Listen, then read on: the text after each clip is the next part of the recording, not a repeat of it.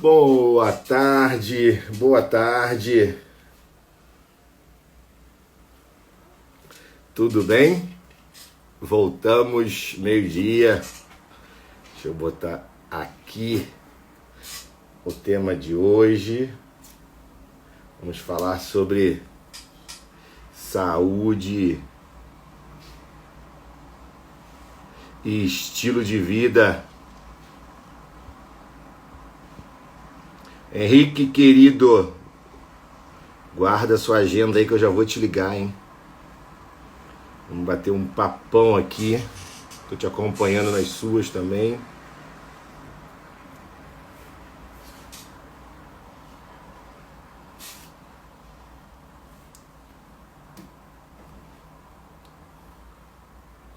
Estilo de vida. Hoje é o papo com a doutora Jaqueline. Ela já está chegando.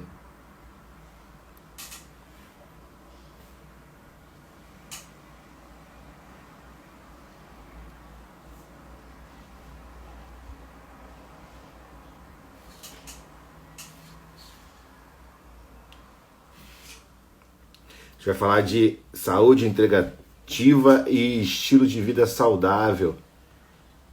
Deixa eu botar aqui o nosso comentário fixado. Estão me ouvindo bem? Só dão esse feedback aí para mim. Arthur, Henrique, Anne, João, Flávia.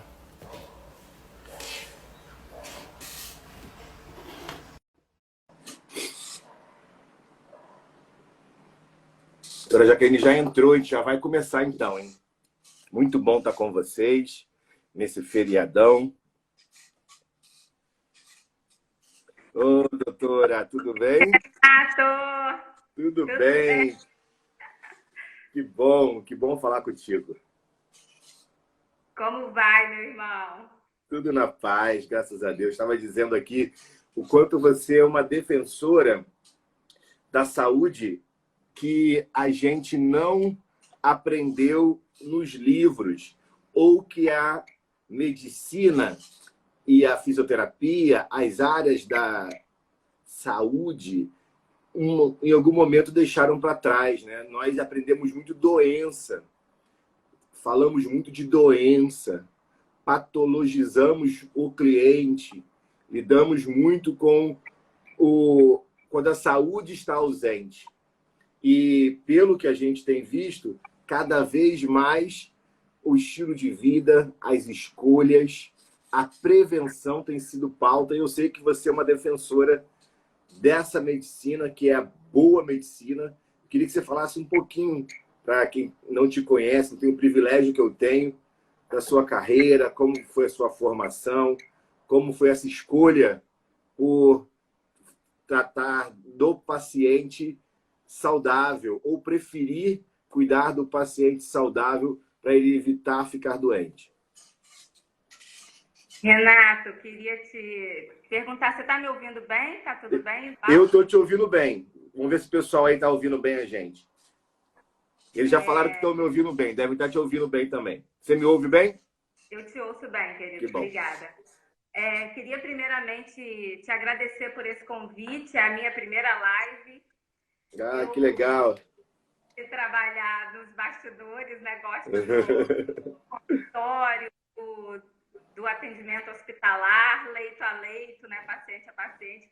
E essa comunicação com o público de uma forma mais ampla tem sido uma necessidade dos nossos tempos, Com né? certeza. Eu vi você aí muito pioneiro nisso, em trazer essa informação em saúde de muita qualidade. Eu queria te agradecer, é um privilégio para mim estar com você nessas lives que já passou tanta gente, tantos mestres, né? Tantas pessoas que agregam informação, e eu espero realmente poder contribuir de alguma forma com o que eu tenho estudado ao longo desses anos.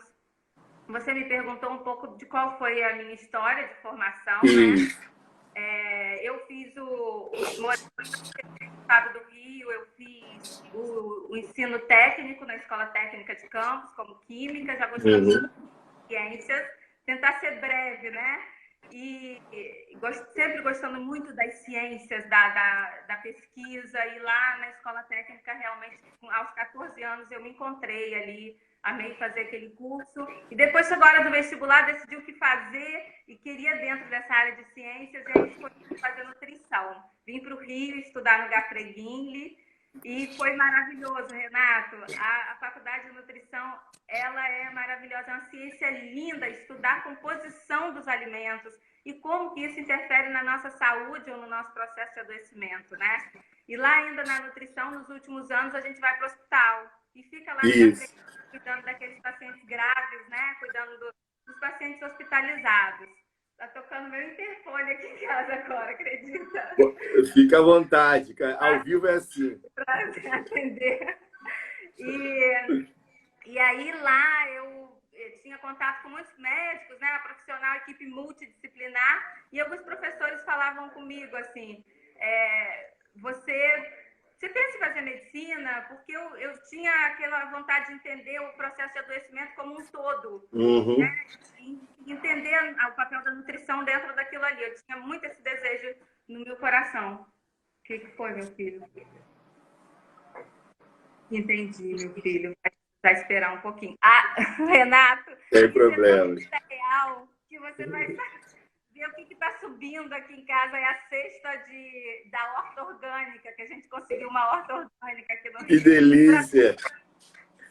Eu tenho mais de uma para te indicar. Aqui em casa a gente faz isso também. Depois eu te indico outra. Perto da porta. Ainda não sei como eu vou fazer, mas a gente faz. Ó, e eu quero que você fale disso mais para frente, né? Como as escolhas influenciam no nosso processo de adoecimento ou saúde. Mas fala aí como a medicina surgiu.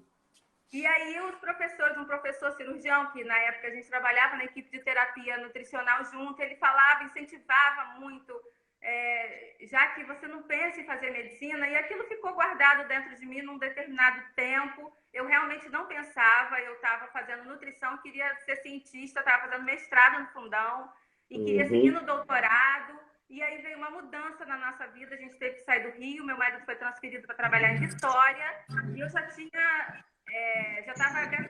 grávida do meu primeiro filho, que tinha anos hoje. E lá, quando nessa mudança para Vitória, eu parei a minha vida, sabe, Renato, profissional, porque cheguei em Vitória com um recém-nascido e tive que estruturar toda uma vida, né? E aqui eu já estava dando andamento ao mestrado e eu terminei de escrever meus artigos de mestrado e defendi a tese já morando em Vitória.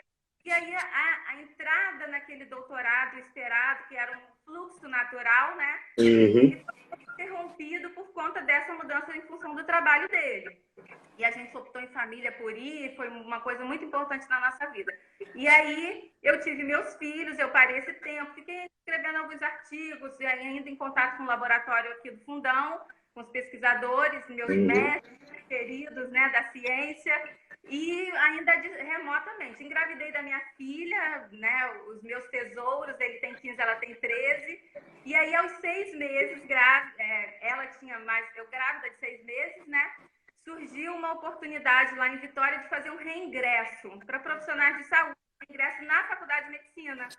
E aí, nesse reingresso, a gente conversou em família. Eu tinha uma criança de 3 anos e grávida de 6 meses. Aí, gente, se pensar, como é que vai fazer isso? Aí meu marido, sempre um grande incentivador, ele falou, faz, porque depois a gente vê. E aí, quando minha filha nasceu, né, depois de 6 meses, teve a prova, e eu fiz a prova e passei no reingresso. Que legal! Foi um projeto da família, né? Foi um projeto que a gente abraçou. Eu, meu marido, eram crianças muito pequenas, eles não tinham escolha, né? Mas eles sempre foram muito parceiros, meus filhos. E as minhas irmãs se dispuseram, não, a gente ajuda no que for preciso. Minha sogra, meu sogro também. Isso é muito importante, esse apoio, né? E a minha funcionária, na época, tinha uma ajudante e tinham 2, né? Aí uma falou, eu não topo, porque ela tinha questões familiares dela. A outra falou, eu topo. E eu sempre falo, sabe, Renata, eu sou muito grata a Maílson, se ela tiver a oportunidade de assistir essa live, eu quero mandar um beijo para ela, que quando eu me formei, eu falei para ela que metade do meu diploma era dela. Que bárbaro. Eu tentar muitas horas, né? foram 6 anos de faculdade. Com 2 crianças, né? Ela cuidou da minha casa, cuidou de mim, cuidou dos meus amigos que iam lá para casa estudar. Ela fazia café para todo mundo, ela fazia bolo, ela realmente foi uma grande incentivadora. E sou muito grata a ela até hoje. Hoje eu estou em Rio, ela está lá em Vitória, e foi uma coisa assim, foi assim a história. E depois da medicina, eu comecei a trabalhar em emergência assim que eu me formei e vi a necessidade de tratar melhor aqueles pacientes críticos que chegavam, né? Eu trabalhar em UPA e a gente vê que os pacientes chegam muito graves às vezes, né, Renato, na UPA. Você como fisioterapeuta, né, e seus colegas, sabe quando que a gente precisa estar ali numa equipe forte, entubando o paciente, muitas vezes que chega com uma condição já muito deteriorada de saúde, né? E aí, nessa circunstância, eu vi a necessidade de entrar na residência e prestei prova para terapia intensiva. Então, a minha primeira formação foi intensivista dentro da medicina, né? E aí, na terapia intensiva, lá em Vitória, eu trabalhava muito. Minha irmã, nessa época, foi para dentro da minha casa para me ajudar a fazer residência. Juju, se você estiver assistindo, um beijo para você, minha amiga, minha irmã maravilhosa, te amo. E aí ela foi morar dentro da minha casa, assim, praticamente, me ajudando, né, em fazer residência ainda com filhos pequenos, toda aquela vida. E a residência de terapia intensiva é muito pesada, né, Renata? A gente passa muitas horas fora de casa. E nesse meio tempo, nós voltamos para o Rio. Ele foi retransferido numa mudança aí de cenário, né, da empresa que ele trabalha, uma empresa global. Então, nessa mudança de cenário, nós retornamos ao Rio. E aí eu ainda trabalhei um tempo em terapia intensiva, mas toda essa estrutura de logística familiar... Olha a sexta logística. Eu não sei o que fazer, deixa eu ver aqui. Arthur, atende, meu filho, por favor, obrigada. E aí, pega aí para ele com ele. Pode só pegar, filho. Põe aqui dentro, ó. E aí depois a mamãe higieniza tudo. Obrigada, tá, meu amor?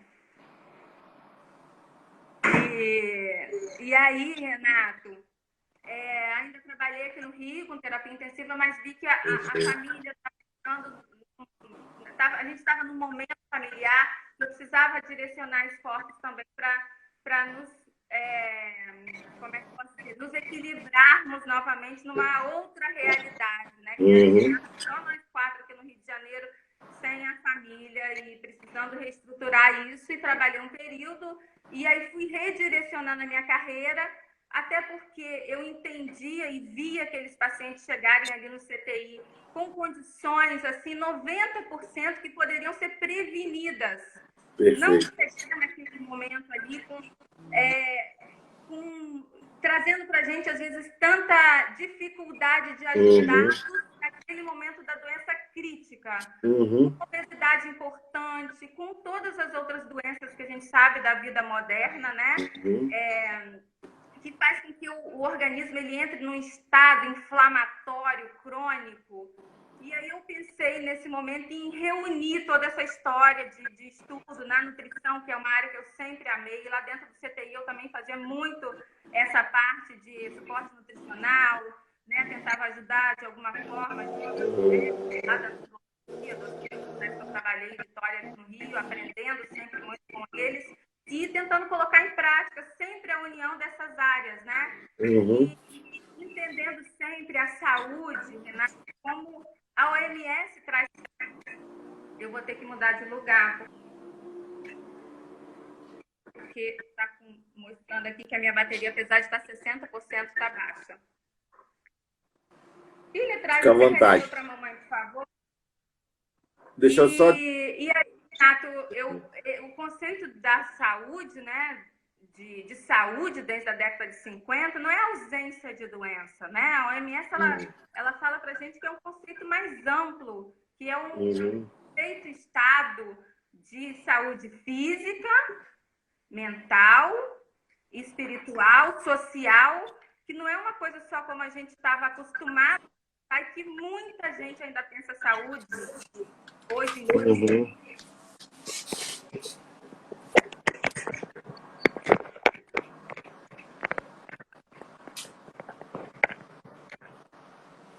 Muita gente já pensa em saúde hoje em dia, Renato, como...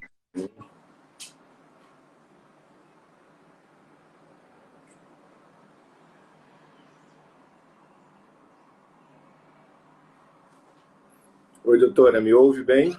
Voltado, tá tudo bem aqui, estou te ouvindo. Então, E esse é o novo conceito de saúde, que na verdade não é novo, né? não era para ser novo, não era para ter sido interrompido, né? E a gente ainda continua nessa busca por ausência de afecções, ausência de doença. Enquanto saúde é uma coisa muito mais ampla, né? E dentro desse entendimento que a gente vai construindo ao longo da nossa carreira, a gente precisa, eu sinto que era uma necessidade minha também, de ser muito coerente com isso, levar esse conceito de saúde e atender até uma coerência pessoal, uma coisa minha também de ajudar aquelas pessoas a prevenir doenças absolutamente preveníveis.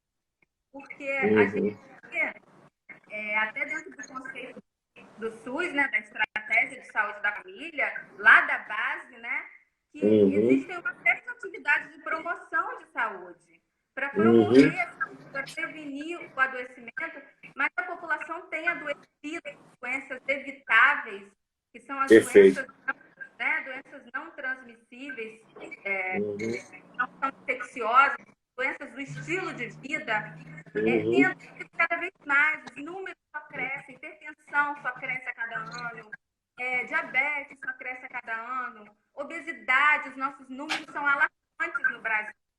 Nós somos um país costeiro, um país solar, um país com uma imensidão diária para a gente praticar atividade física, para se conectar com a natureza. A gente vê que a gente tem se tornado cada vez mais urbano, mais cimentado.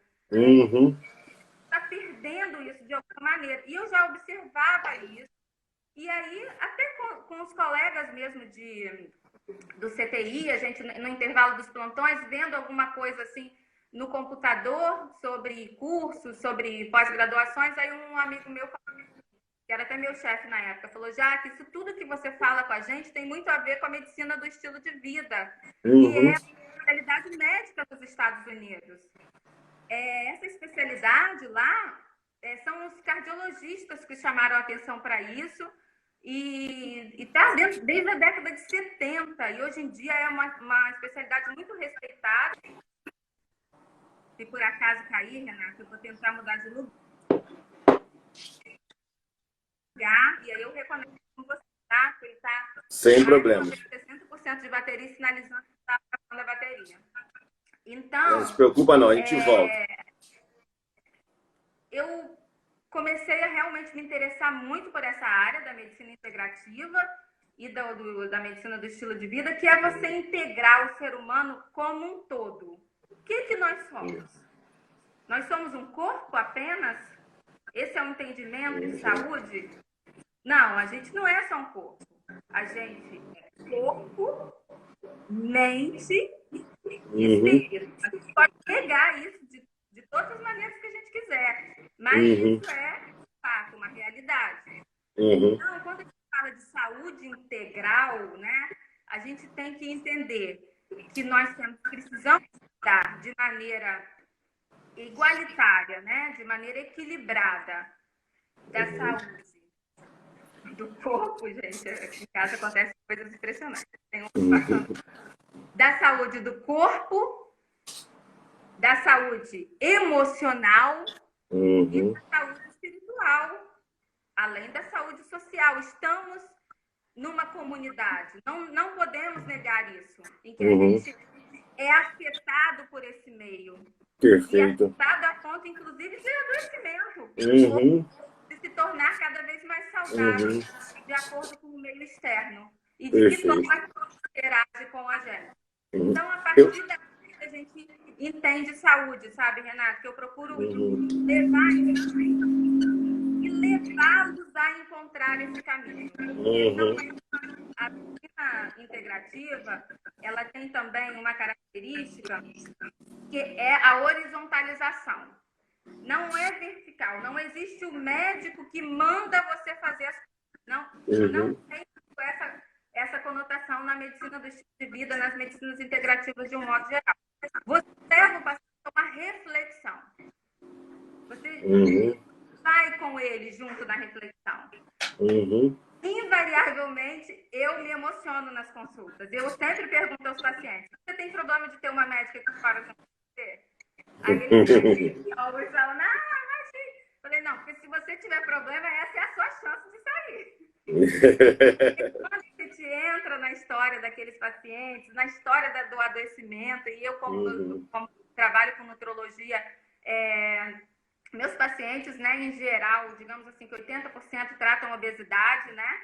E sobrepeso, e às vezes obesidades graves, obesidade com MC acima de 40, né?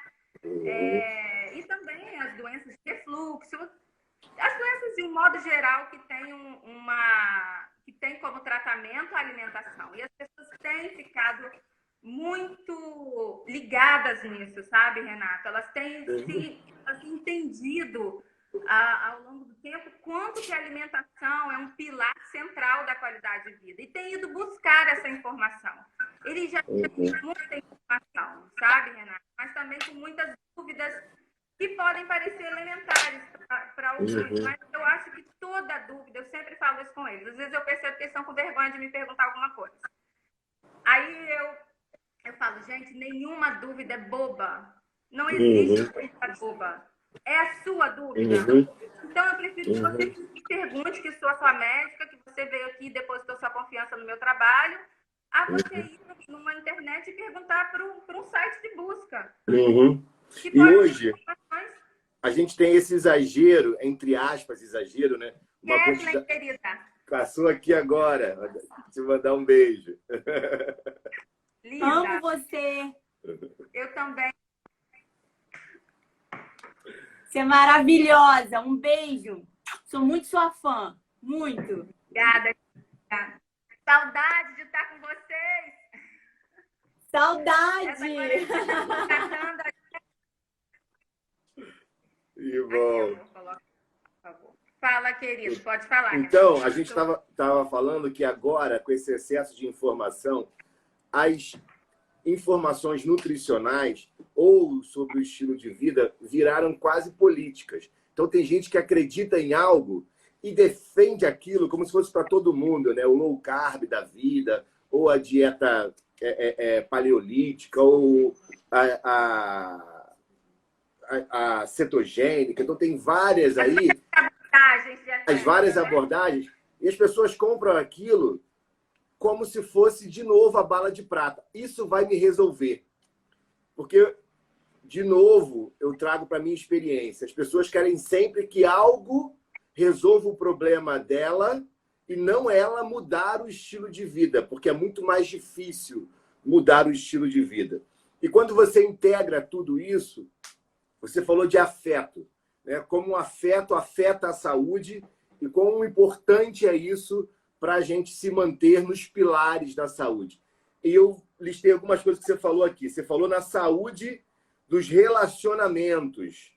Hoje, a gente sabe que a dieta, ou a melhor informação, entre aspas, começou nos Estados Unidos, mas é um país que não cumpre o que estuda, né? Lá também se morre muito por obesidade, se morre muito por falta de qualidade no estilo de vida, e a gente importa tudo de lá, até mesmo essa má qualidade.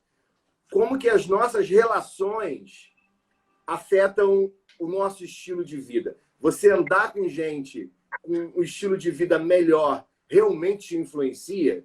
Ou é uma decisão só do cliente, uma decisão só de quem te procura mudar? Como é que você orienta seus pacientes? Totalmente, né, Renato? Isso é uma verdade da sabedoria popular, né? Que os nossos pais sempre falaram com a gente: cuidado com quem anda, né? Sempre jovens, né? Mais empolgados com aquelas relações sociais. A gente já recebeu isso dos nossos pais, tenho certeza que todo mundo que está aqui ouvindo, que vai ouvir essa live, viveu um pouco essa orientação dos pais.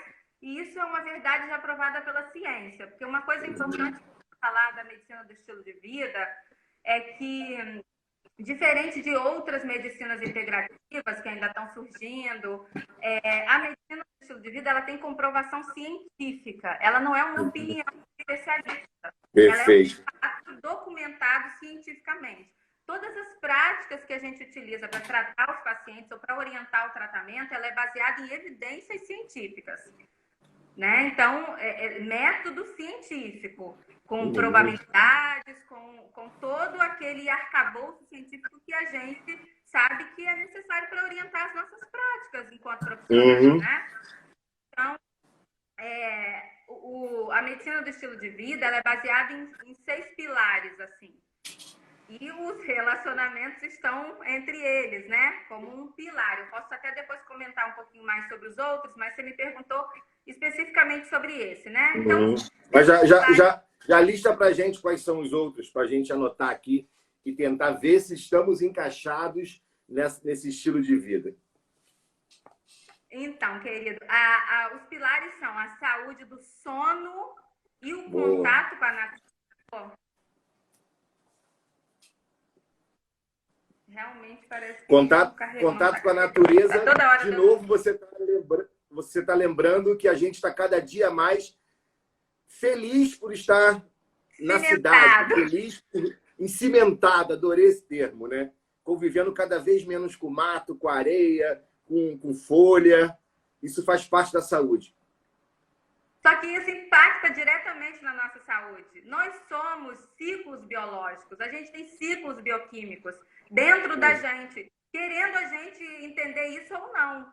Então, a gente, dentro desse pilar de saúde do sono e de natureza, a gente tem um ciclo biológico que a gente precisa cumprir para que a gente se torne mais saudável, mais próximo daquilo que nós somos gerados para funcionar, dentro de um equilíbrio de saúde. Né? O adoecimento, ele é uma disfunção. O seu corpo ele funcionou de maneira contrária àquela sua natureza. Que é o nosso coração, ele é formado, os cientistas dizem, né, para bater entre 60, né, 60 a 100 vezes por minuto, por 100 anos, Renato. O automatismo cardíaco, ele é para funcionar por 100 anos, pelo menos. Então, que momento que a gente está sendo atropelado por infartos, por doenças cardiovasculares, aos 40 anos? Perfeito. O que está acontecendo? Né? Que a gente está falhando essa máquina perfeita, divina, criada com preciosismo pelo nosso Criador, assim, de maneira tão intrincada, que a gente, aos poucos, a ciência vai descobrindo um pouco de como ela funciona, né? Então, os pilares são, voltando, saúde do sono e natureza, tudo isso provado cientificamente, a atividade física diária, o movimento.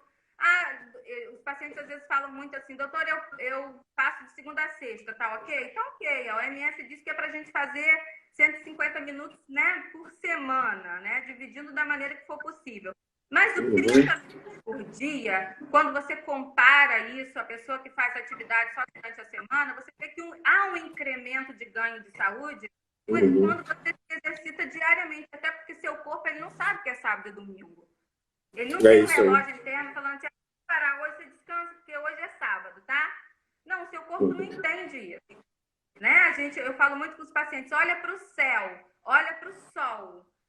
A coerência e a fidelidade daquilo é diário. Perfeito. Todos os dias você vai olhar para o céu e você vai ver que o sol vai estar lá, naquele horário que está determinado para ele estar. E querendo você ou não, ele vai se pôr. E ponto. Isso é tão profundo que a gente vai falar de saúde espiritual e o Criador que a gente crê, ele gosta de rotina, né? Ele gosta de um esquema planejado que funcione. Ele não está aí para surpreender ninguém. Ele realmente tem os seus planos sendo cumpridos, né? E é necessário que seja assim. Para que a gente tenha uma saúde plena e uma vida em abundância. E esses pilares eles foram sendo descobertos aos poucos pela medicina, pelo método científico, né? Desse grupo de cardiologistas e outros médicos americanos que vieram trazendo esses conceitos de medicina do estilo de vida, né? não, de maneira não surpreendente, um pilar é o gerenciamento do estresse. Uhum. Que estresse é uma coisa positiva, porque o cortisol ele faz a gente ter ânimo, ter otimismo, levantar de manhã e vamos ver o que a gente vai fazer hoje, ter aquela força física, né? E mental, também psicológica, para ir buscar o nosso propósito. O cortisol tem esse benefício, mas por outro lado, quando aquilo está em desequilíbrio, em excesso, ele causa exatamente o efeito contrário, que é o destresse. É perfeito. Pude mais a corda e rompeu. E agora você fica com aquela letargia, porque o excesso... Eu costumo falar para meus clientes que o estresse, o medo, a queixa, te torna tão habituado que você fica especialista nisso. Até quando não há problema, você é tão bom em achar problema que você vai achar. Então a pessoa não se dá nem o tempo de estar feliz, né? Porque não está acostumado com aquilo.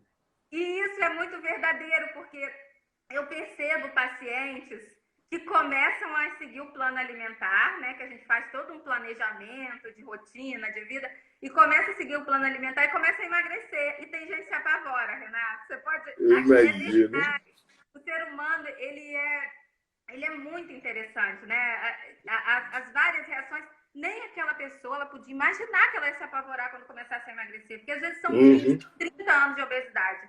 Aí a pessoa começa a arrumar, organizou a rotina, né? Começou a trabalhar os pilares, começou a fazer atividade física, mesmo que lentamente, porque está com uma obesidade importante. E aí ela começa a emagrecer, ou ele, né? Começam a emagrecer. Eles começam a se apavorar. Tem paciente que me liga perguntando se tem risco de estar com uma doença grave, uma doença séria. Porque está interrogando. E a pessoa, ela fica meio incrédula diante da informação. A pessoa está comendo comida de verdade. Eu sou muito, como é que eu posso dizer?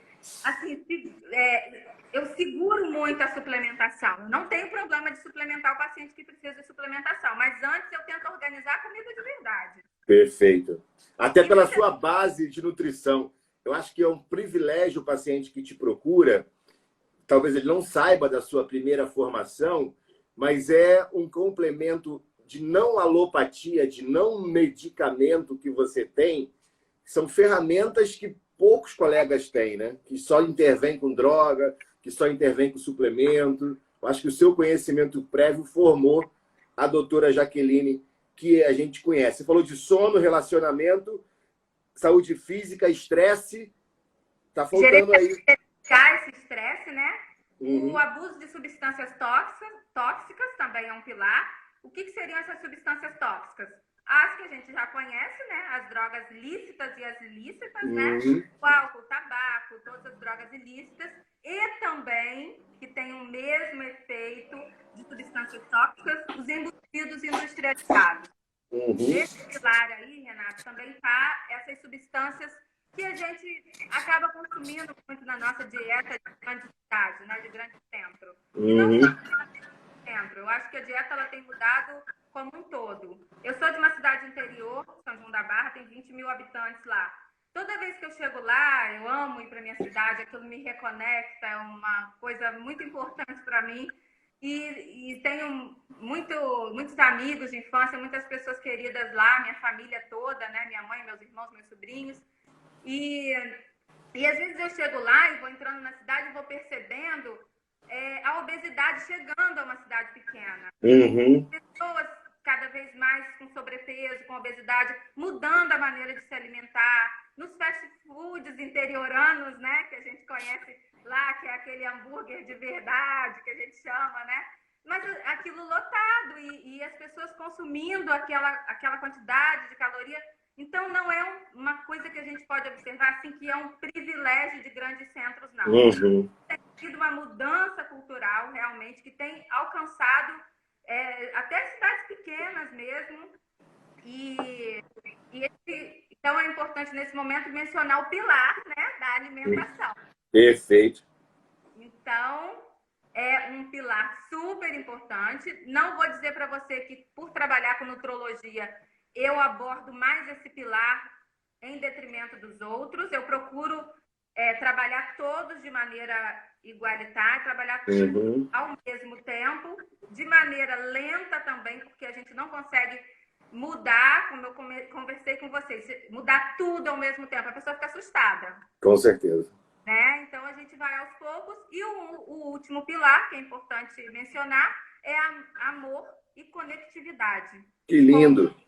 Conectividade com você mesmo, como indivíduo, se conectar com você, saber quem você é, qual o seu propósito.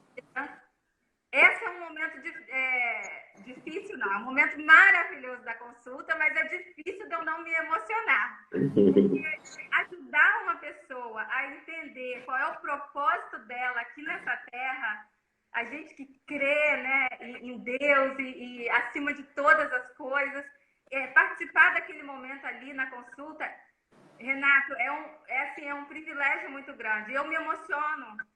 Porque, às vezes, eu pego pacientes assim, em conflitos intensos, pacientes que estão obesos e com problema financeiro, porque a gente vem passando por crises há muito tempo, né?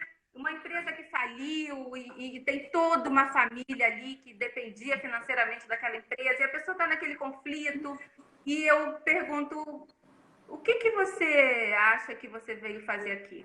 Qual o seu propósito? Aí a pessoa me olha e fala... Aqui aonde? Eu falei, aqui na Terra, no mundo. Aí eu dou aquele sorriso, a pessoa fica bem assim, ué, mas a gente não veio falar de dieta? Eu falo, mas... Isso faz parte, né? Aí essa paciente, ela falou assim, aí chorou, se emocionou, porque estava vivendo uma coisa que causava muita dor, né? Tem muita dor nesses relacionamentos. Uma história de um luto por uma empresa que não deu certo, um plano, um sonho, né, que não deu certo, qual for. Quando tem esse envolvimento financeiro, então, né, Renato, relacionado à assistência, à segurança da família, isso é um impacto maior ainda, emocional. E aí, essa paciente, ela falou para mim, depois de se emocionar muito, a gente se emocionou junto, e ela falou, eu quero ser lembrada pela minha família, pelos meus filhos e pelos meus netos, como uma mulher de fé. Uau, que bonito. Aí eu falei, e você precisa de dinheiro para quê, então? O legado que você quer deixar não é financeiro. Propósito de vida? Aí ela, mas meu Deus, é claro! Eu não preciso de dinheiro para ser uma mulher de fé. Eu falei, de nada! Que você delícia. Só precisa ser você só precisa ser quem você foi chamada para ser. E ali era uma paciente que foi tratar uma obesidade ali. Né? Veio com uma queixa de peso importante. E a pessoa sai, Renato, como se ela tivesse sido liberta dela mesma, liberta de todas as amarras, porque realmente, dentro de uma falência, sai o carro do ano da garagem, sai, né, da cobertura, é todo um envolvimento que você já tem ali relacionado ao seu padrão de vida e tudo, e que representa para aquela pessoa uma perda. Eu não posso achar que é pequeno para ela, não é. É importante. A gente tem que, na medicina do estilo de vida, a gente dá o devido grau de importância que tem para a pessoa. O médico não está tratando ali as expressões dele. Inclusive, um princípio disso é você não julgar. Ótimo. Você tem uma personalidade de julgamento muito forte, há necessidade de se trabalhar muito isso na gente como profissional de saúde antes de poder atender uma pessoa dentro dos princípios da medicina do estilo de vida e da medicina integrativa. Porque se você, de cara, você julga aquilo ali, você julga aquela informação, já há um corte naquele canal de comunicação que foi aberto. E você não pode fechar aquele canal. Aquilo precisa estar aberto para você entrar ali junto com a pessoa e conduzindo aquele processo de cura. É um processo de cura. Só que dói em cada pessoa é diferente. E por isso que é personalizado. Difícil não se emocionar com você. Muito bom. A gente está falando aqui de amor e conectividade, né?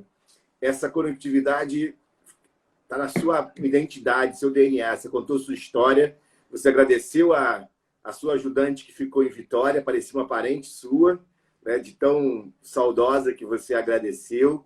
Agradeceu a sua irmã, agradeceu ao marido. quanto é importante essa saúde. Eu costumo dizer que uma família saudável não é uma família sem problemas, é uma família que resolve problemas. Como que essa falta de resolução de problemas adoece e como você consegue investigar se a causa base das doenças, das pessoas que adoecem muito, estão nessa dificuldade de conectividade e amor. Como é que uma médica consegue ser sensível a esse ponto? Renato, não tem a ver comigo, tem a ver com a pessoa. O paciente traz a resposta. Todos eles têm a resposta. Se eu perguntar uma pessoa que tem câncer, ela está doente porque ela sabe. Ela Forte sabe. Isso, hein? Forte. E ela sabe te dizer. E aí, qual é o nosso papel? É tentar ajudar aquela pessoa, entrar com aquela pessoa a trilhar o caminho de mudança. E aí? É uma coisa que é possível de mudar? É possível a gente ressignificar isso para você? E a gente trilhar o caminho da cura, trilhar o caminho de volta? Porque muitas vezes, Renata, a gente vê que a pessoa ela está caminhando passos largos para encontrar um tsunami. Verdade. Tem um tsunami vindo. Uhum. A pessoa sabe que tem. E ela está caminhando a passos largos pelo próprio estilo de vida. E ela não consegue parar. Então, eu entendo que cada pessoa que chega na minha frente é como um pedido de socorro. É a minha ajuda a fazer o caminho de volta. Só que essa resposta não tá comigo. Eu não tenho. A gente é pós-cinza. O que a gente tem para troca? A gente tem coisa para trocar, mas a gente não tem na gente essa solução. Tá comigo, tá em mim, tá nas minhas mãos. Não tá. Tirando o mérito do paciente, né? O mérito de quem vai lá ser o ator principal, eu estaria tirando dele esse mérito e colocando em mim, não é? E também não estou fazendo aqui aquela falsa ideia de humildade, não é isso, gente. Isso é realidade, o que está comprovado cientificamente. A cura está no paciente a partir do momento em que ele toma consciência do problema. Perfeito. Essa talvez seja a mais difícil, encarar essa verdade, né? Aceitar qual é o problema que está em você. Porque a gente tem apego a tudo, e tem apego até aos problemas que a gente carregou, herdou, e fica ninando ele aí ao longo da vida. Não é o outro, né? Quando a gente fala da gente, a gente está falando da gente, eu estou falando de mim. Da gente, acabou. Né?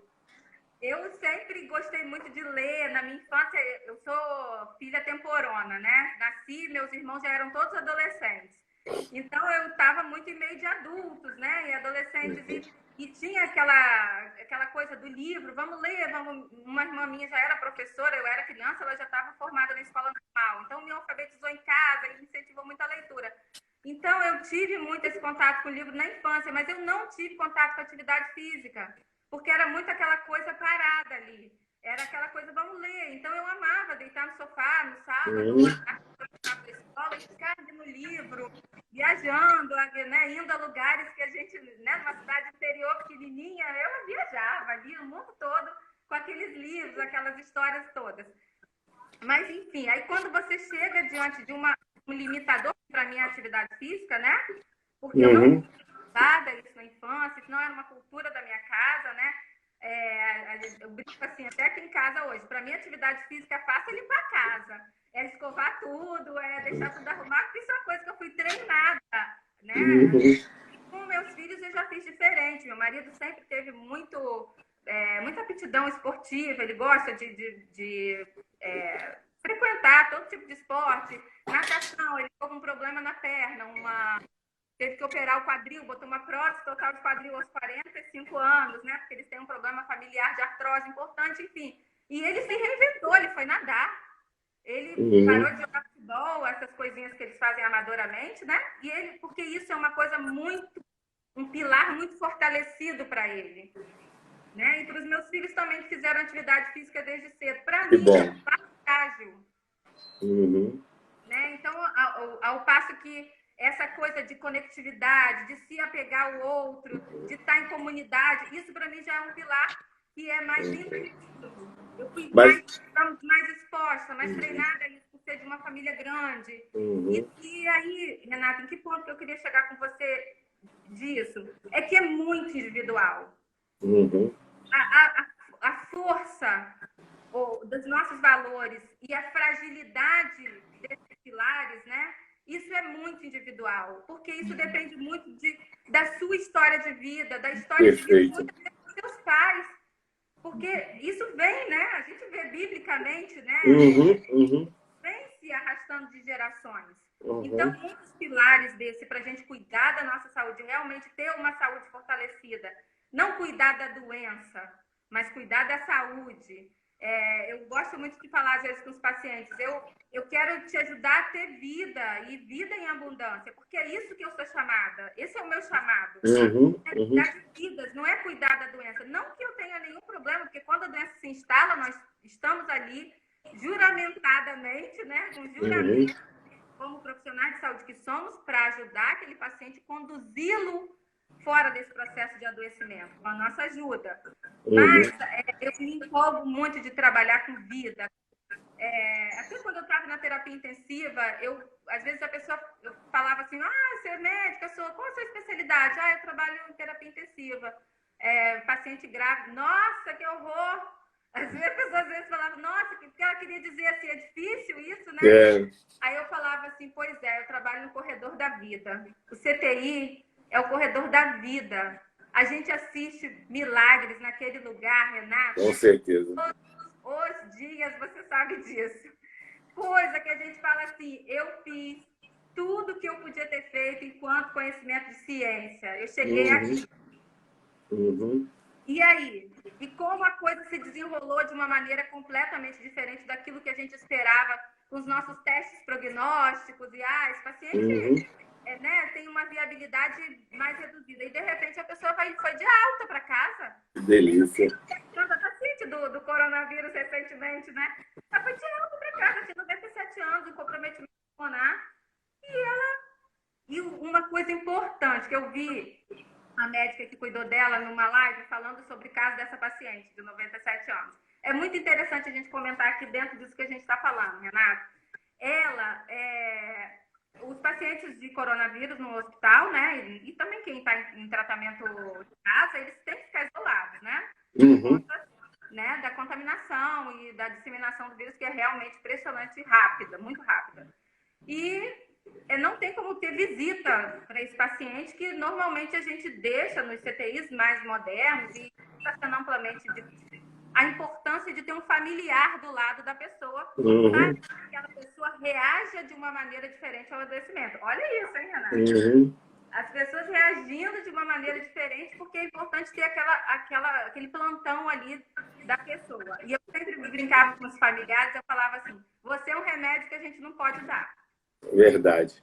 A gente tem muito medicamento aqui, mas esse a gente não consegue dar. Esse segurar na mão de alguém que você ama profundamente, que te conhece, esse olhar de alguém que é familiar, no meio daquele monte de rosto estranho que cuida de você, que dá banho no leito, que faz se olhar para alguém que é seu, que já era seu, pertencia àquele mundo lá de fora, te reconecta e te traz esperança de você falar, eu quero voltar para lá. E aquilo realmente a melhora nos indicadores de saúde mesmo da pessoa. E aí essa senhora de 97 anos, a médica dela contou que a filha estava com o neto internado e já tinha tido coronavírus também. Então essa filha estava com coronavírus do filho. E aí ela ligou para essa filha e falou, eu preciso que você venha ficar um pouco com a sua mãe, porque você já teve, então a gente precisa desse tratamento. Só piorava todos os dias, eles já tinham tentado todas essas medicações off-label, on-label e todo o tratamento, e a paciente não melhora, ela não queria ser tocada, ela não queria que a equipe cuidasse dela. E, de repente, quando a filha passou uma ligação que ela fez por vídeo, a equipe já percebeu a melhora da paciente, 97 anos. Aí ligou, né? Que médico é assim, né? Os clínicos já ligam uma coisa com a outra. Então, a filha já teve coronavírus, então traz a filha, põe do lado dela. Renato, 3 dias, eu acho, se eu não me engano, os dados são esses, mas ela, em poucos dias, ela estava de alta do CTI, essa senhora, aos Oh, 97 meu Deus. saiu aplaudida do hospital, Que delícia. curada. Uhum. Então, isso é muito amplo e a gente cada vez mais tem gerado comprovação científica desses pilares. Uhum. Desde a década de 70 até hoje, já foram gerados 50 mil artigos sobre medicina do estilo de vida. Uhum. Porque 90% das doenças que a gente tem hoje em dia, elas já vêm desse estudo inadequado. Uhum. Então, isso é de uma grande importância. E como eu falei com você, o primeiro passo para a cura é a consciência. Perfeito. É você tentar entender. E você entrar ali com aquela pessoa naquele quarto escuro. E aí, vamos tornar esse quarto aqui. Vamos acendê-lo. A minha frase é: vamos focar a lanterna para nós, né? Porque enquanto ilumina o outro, a gente está se apagando.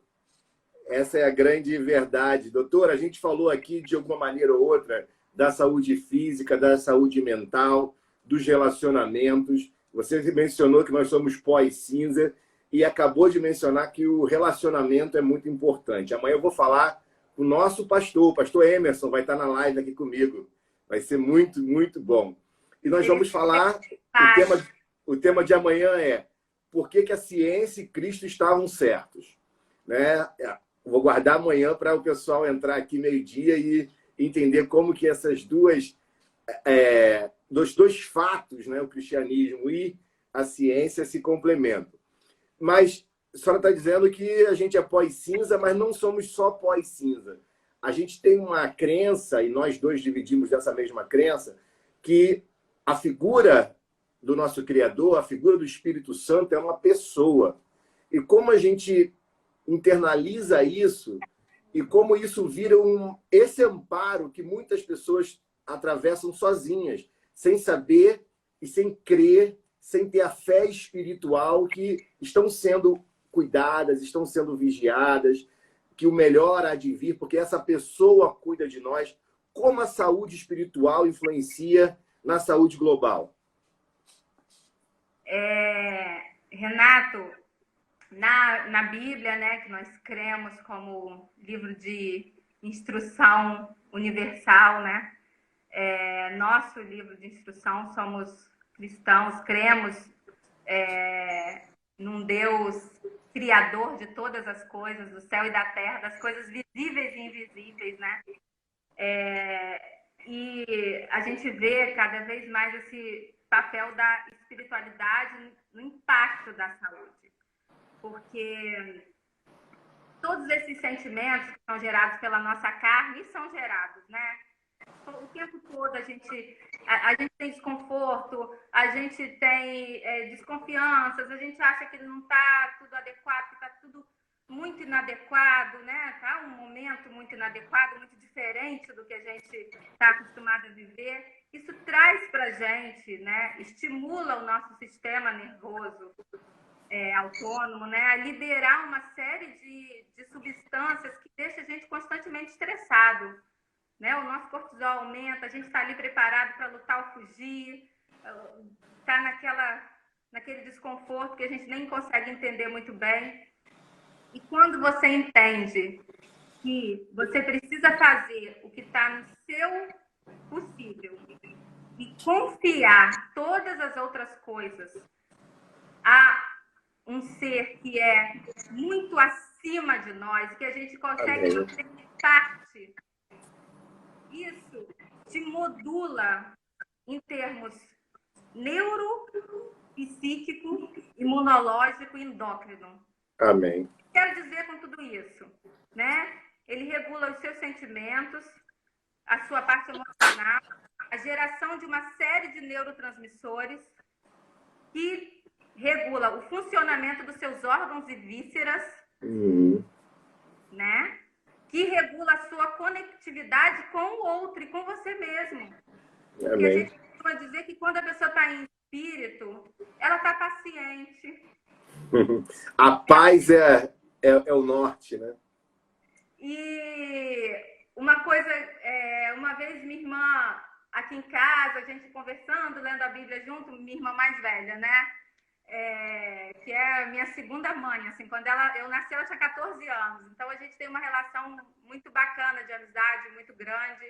E a gente, na varanda, pertencemos a diferentes linhas de pensamento. Ela é católica, né? Eu sou evangélica, e o protestantismo também, que a gente tem uma visão do Espírito Santo pessoa, que está ali o tempo inteiro.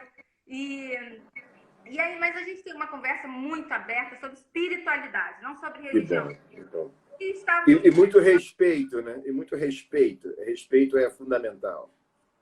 E ela falou assim para mim: já que esse Jesus, que você às vezes fala assim de uma maneira tão pessoa, né? Gente, como é que eu consigo explicar isso para uma criança pequena? Como é que eu consigo levar isso a outras pessoas? Aí eu falei assim para ela, Bel, pensa assim numa pessoa que você mais ama na face da Terra. Quem é a pessoa que você mais ama hoje aqui, o que você mais amou na sua vida? Agora você sente esse sentimento, assim, sente esse amor. Experimenta isso, assim, dentro de você. Multiplica isso muitas e muitas vezes, infinitas vezes, até onde você consegue ir. Esse é Jesus. Que lindo! Ele é amor. Ai.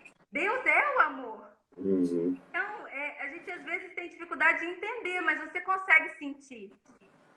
Perfeito. Quando você transforma isso para uma coisa que é real para você, que é o sentimento por alguém que está ali, como pessoa física, né? E quando você transpõe isso, né, essa fé transcendental, essa coisa que transcende, aí ela falou, uau! Eu falei, uau! É maravilhoso, Que bom! Isso não está num processo de cura.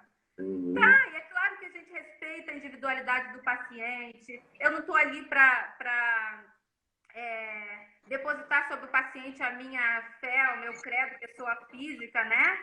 Eu estou ali para ver o que ele precisa. Ele traz para minhas necessidades. Né? E é claro que quando a pessoa aborda isso, e eu tenho muita tranquilidade de trabalhar com saúde também, dentro do que o paciente, que aquele cliente traz de necessidade. Perfeito.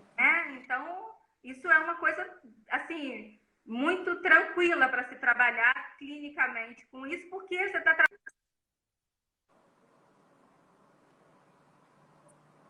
trazendo não a religião, a religiosidade, mas a espiritualidade. Perfeito, perfeito. Trazer a pessoa para a perfeita coerência cardíaca dela. Ela, a fé e a espiritualidade, ela controla objetivamente frequência cardíaca. Ela controla a pressão arterial, ela controla a frequência respiratória. Ela torna você ser totalmente conectado. Doutora, a gente tem... Obrigado. A gente tem 2 minutinhos aqui para você se despedir.